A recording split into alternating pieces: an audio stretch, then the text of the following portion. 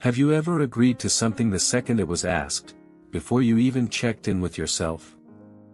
A coworker asks you to cover their shift. You say yes. A friend asks for just 5 minutes of advice. You give 40. Someone raises their voice slightly, and somehow, you're the one who ends up apologizing. If this sounds familiar, I want to tell you something that took me years to understand. Being nice isn't the same as being okay. I used to think kindness was my greatest strength. I said yes to almost everything. I smoothed over every conflict before it could even become one. People called me easy to work with, low maintenance, always so understanding. But underneath all that understanding, I was exhausted. Not from any one thing, just from the constant, quiet effort of managing everyone else's comfort before my own. It took me a long time to realize. The people who burn out first are rarely the loud ones. They're the nice ones. Why does this happen? Nice people confuse their worth with their usefulness. Somewhere along the way, many of us learned, consciously or not, that being valued meant being helpful. Not being loved for who we are, but being needed for what we do.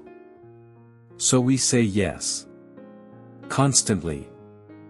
Not because we want to, but because saying no feels like risking the one thing that makes us feel secure, being needed. The problem is, usefulness has no ceiling. There is always one more favor, one more task, one more person who needs, just a little, of your time. And if your sense of worth is tied to how much you give, you will never feel like you've given enough. Nice people mistake conflict avoidance for peace. Real peace comes from resolution. Fake peace comes from silence. Nice people are often masters of fake peace. We swallow our irritation. We laugh off comments that actually hurt. We tell ourselves, it's not a big deal, even when it clearly is. Because keeping the peace, on the surface, feels safer than risking how someone might react if we spoke up. But here's what nobody tells you, every unspoken frustration doesn't disappear. It gets stored. And eventually, the weight of everything you didn't say becomes heavier than anything you were ever afraid to say. Nice people over-identify with other people's emotions. This one is subtle but powerful. Nice people often can't tell the difference between empathizing with someone's feelings and taking responsibility for them. Your friend is upset, and somehow you feel like it's your job to fix it, even if you had nothing to do with it. Your boss seems stressed, and you start walking on eggshells, adjusting your own behavior to manage a mood that was never yours to manage in the first place. This isn't empathy. It's emotional overreach. And it's utterly draining, because you're spending your energy managing a world of feelings that were never yours to carry. What does this cost you, exactly? First, decision fatigue. When you're constantly scanning for what others need, you lose touch with what you need. Even simple choices, what to eat, how to spend your weekend, start to feel unclear.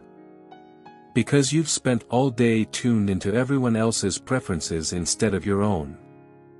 Second, resentment that has nowhere to go. This is the quiet danger. You can't be angry at people for taking what you offered so freely. So the resentment turns inward, into fatigue, into low-grade sadness. Into a nagging sense that something is wrong, even though, on paper, everything looks fine. Third, and this is the one that surprised me most.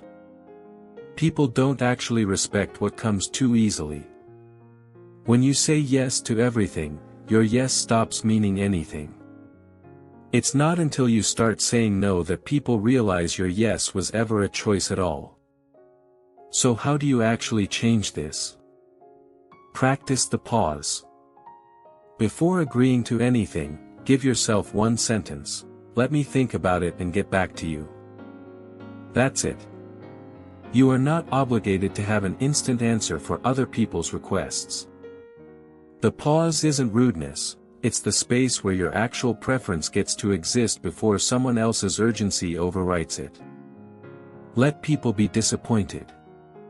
This is the hardest one. Disappointing someone is not the same as harming them. When you say no and someone reacts with frustration, that frustration is theirs to sit with, not yours to fix. You are allowed to be the reason someone doesn't get what they wanted, without that making you a bad person. Redefine what nice actually means. True kindness isn't the absence of boundaries, it's honesty delivered with care. A version of nice that never says no isn't kindness, it's self-erasure wearing kindness as a costume. Real kindness can hold both compassion for others and respect for yourself, at the same time. Notice who stays. Here's something worth sitting with: the people who only valued you for your constant yes will drift away once you start saying no. And that's not a loss, it's information. The people who stay, who adjust, who still show up even when you have boundaries, those are the relationships worth keeping. I think about this often. Burnout doesn't usually happen because life throws too much at us all at once. It happens slowly, quietly, through 1,000 small moments of putting yourself last, until one day you don't recognize how tired you've become. Being nice was never the problem. Losing yourself in the process of being nice, that was. You don't have to become harsh to protect your energy. You don't have to stop caring about people to start caring about yourself. You just have to stop treating your own needs as the one thing that's always optional. If you see yourself in any of this, that's not a flaw to fix overnight. It's simply information, a signal that it might be time to give yourself the same consideration you've been giving everyone else. Like this video if you needed to hear it today.